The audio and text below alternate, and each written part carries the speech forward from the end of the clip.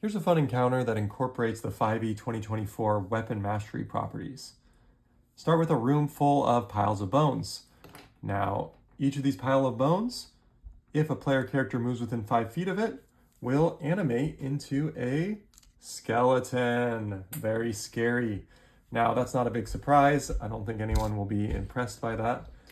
But the fun thing here is each of these skeletons is carrying either a Warhammer, a great club, or a heavy crossbow. Now, what's unique about each of those weapons?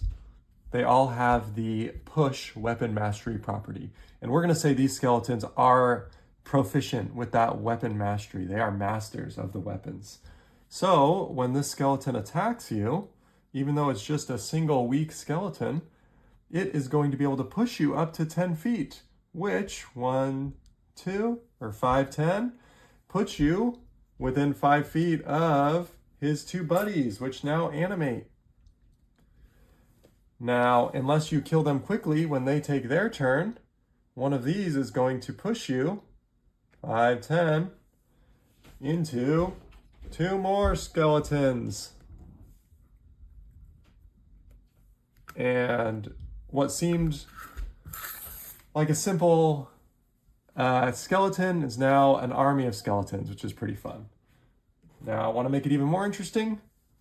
Drop a spike pit or a spike trap somewhere in the room. Now, your players are going to try to avoid that like the plague, because you're going to foreshadow that it'll deal a lot of damage.